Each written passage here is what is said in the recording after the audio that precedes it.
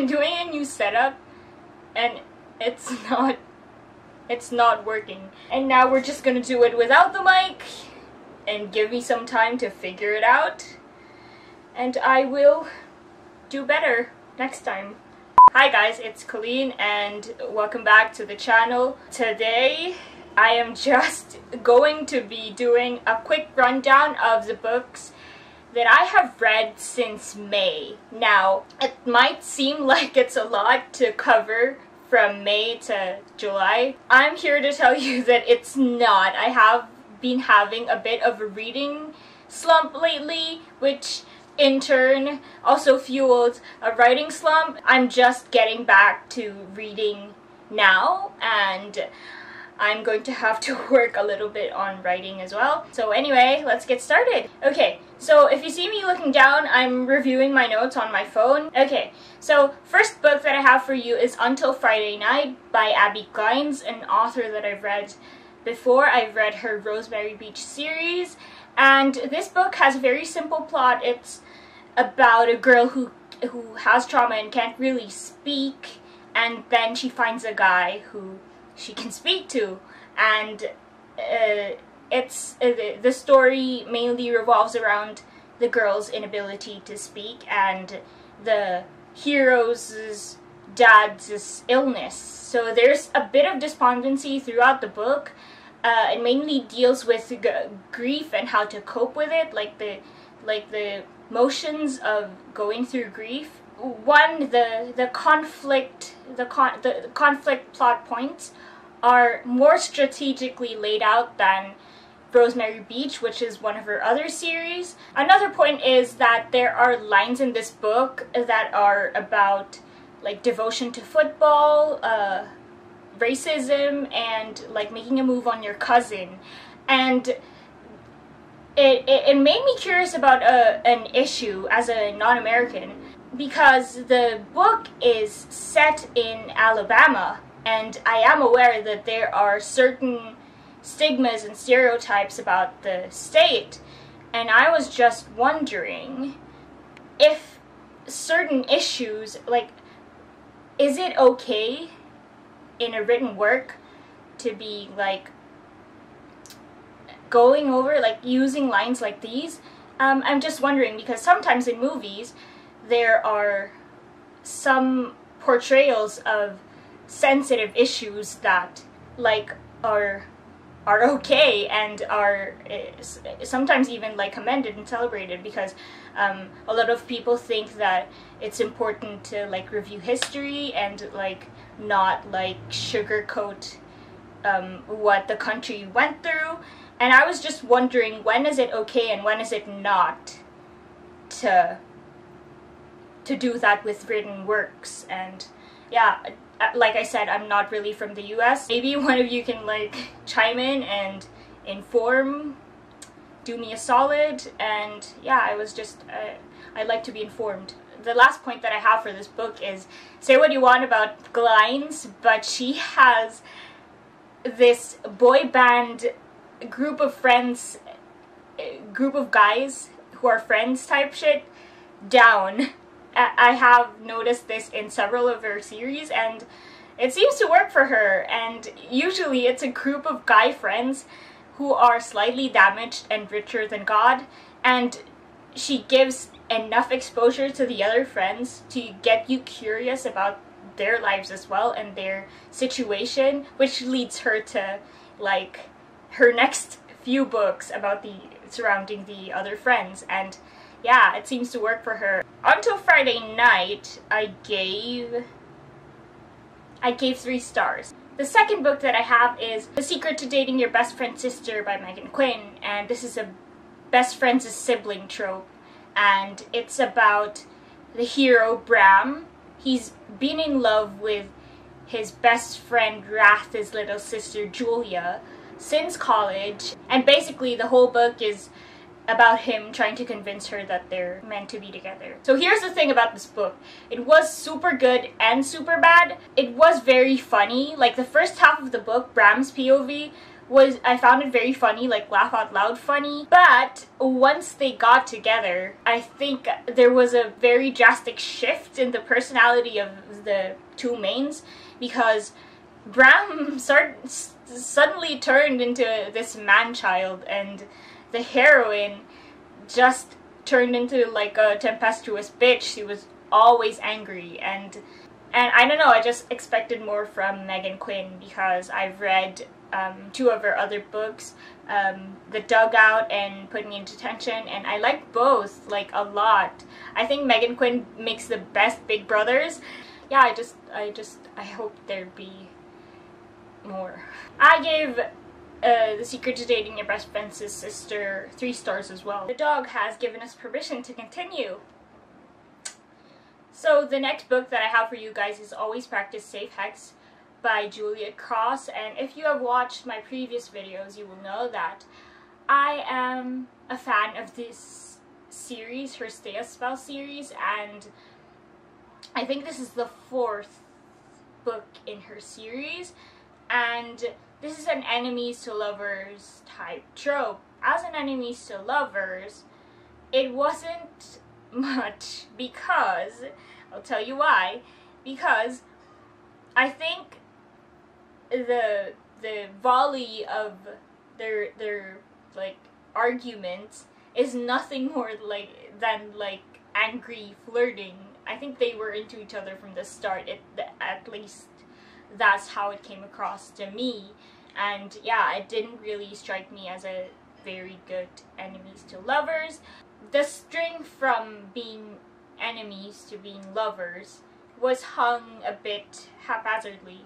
But once they get together, I think that there's a deeper affection that develops between them that extends beyond like steamy passion, which there are a lot of like steamy parts from start to finish. Conflict-wise, I think there are very well-structured, well-placed conflict points throughout the book that keep you interested. And I'm very partial to Cross always touching on issues that mirror reality, like in one of her previous books in this series was about like how the werewolves are ostracized, and I think it kind of mirrors like separation or like the treatment of some minorities. Compared to the other books in the series, there was a lot less of the New Orleans flavor in this book. I can't really explain it, but yeah, it's one of the reasons why I love this series, because they have this sense of like community in each book, like of magical beings, and it wasn't as prominent in this book, but it was still an excellent read. I really enjoyed it, and I gave it 4 stars out of 5. 4th on the list is My Killer Vacation by Tessa Bailey, and as I understand it, this is one of her more recent releases, so I'm not really going to like discuss specific plot points because I don't want to spoil anyone who hasn't read it. But the comments that I have for this book, maybe I watch a lot of true crime, but I already knew, because it's a mystery romance type book, and I already knew who the culprit was at like 7% of the book. There were some dead giveaways for me that I noticed that made me like hone in on the specific suspect, which turned out to be the right one. Another thing that I have for this book is that it's very much insta-love. It's insta-love on steroids. The sharpness of the banter that I always notice as one of Tessa Bailey's strengths, it wasn't as prominent here. It wasn't as sharp. Writing-wise, I can always like appreciate how Tessa Bailey words things. It's very smooth, very well constructed. The story was a bit, but yeah, the wording and the flow of how she does like analogies and how she phrases things, I can appreciate. I gave this book a 3 out of 5. Our next book is Just My Type by Tara Sivek. If I'm wrong about that, I'm sorry. But yeah, Tara Sivek. And I really enjoyed this book. I think that this is how you do a pen pal trope really well. The story has build up, there's personal interaction between the two characters to establish like affection, there's great tension. Overall, it's a light, affectionate, breezy read. There's not really a real problem that shakes the characters, they're just two good-natured, straight-laced individuals getting together. It's gooey and romantic, but it could get a bit stagnant. I gave this book 3 stars as well. Okay, our next book is Those 3 Little Words, again by Megan Quinn. Apparently I was not done giving Megan Quinn chances, and maybe I won't ever be done giving her chances, because I really like some of her books, but this one, again, was not for me. I had such high hopes, but I think that the last 30% really dragged it too much. I think that the heroine kind of manipulated the hero to like admit feelings and say I love you. The hero struck me as someone who had trauma and tried to communicate that as best as he could, and I think the heroine kind of like forced him to say stuff that he wasn't ready to say, and yeah, that just freaking annoyed me. And I gave this book 3 stars as well, because it wasn't here nor there. The next book that I read is Marriage of Inconvenience by Penny Reid, and I have read another one of her books, Dating-ish, of the same series, Knitting in the City. This is of course, a marriage of convenience type trope, and I think there's great chemistry between the two mains, Kat and Dan. The characters from the other books in the series can get a bit confusing because there are a lot of them, and it can get a bit confusing if you haven't read the other books. The chapters that involve the knitting sessions that they have, which is the activity that kind of binds them together, it's kind of underwhelming. There is a lot of like elevated technical jargon in this book, which can go both ways if you like that sort of thing, so I'm just putting it out there. As a marriage of convenience type trope, it wasn't really much. I think they liked each other before they got married, but that being said, the plot as a whole of this book, I think it was great. The villain, the tension, the plot, I think it was great. Another point that I have for this book is that I hoped that the epilogue would have been a little bit closer to the story, because the epilogue was 15 years later, and although it was nice to see them with like children and like happily ever afters and stuff, it almost felt too removed from the plot of the entire book. I just wished it was closer timeline-wise. I just realized that I didn't really discuss the summary of this book, and it's about like a Musk-level heiress who convinces a friend to marry her to avoid getting checked in to a mental institution by an evil cousin who wants to take over their empire. And I know it seems like a lot, but I really enjoyed it. I gave it 4 stars, and I think you should read it. Highly recommend. The next book that I have for us is The Favor by Suzanne Wright, and first off, in my opinion, the prologue wasn't it. And this is another marriage of convenience type book.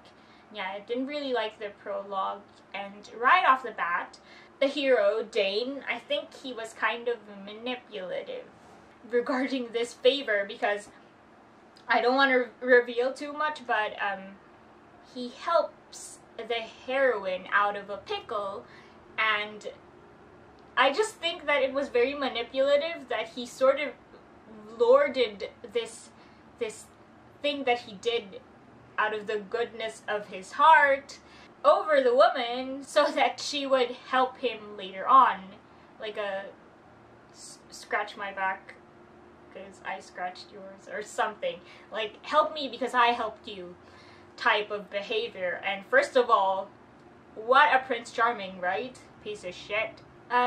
Another point that I have for this is it's a bit wordy right towards the end, especially with the final showdown between Danes' family. It was a bit convoluted and wordy.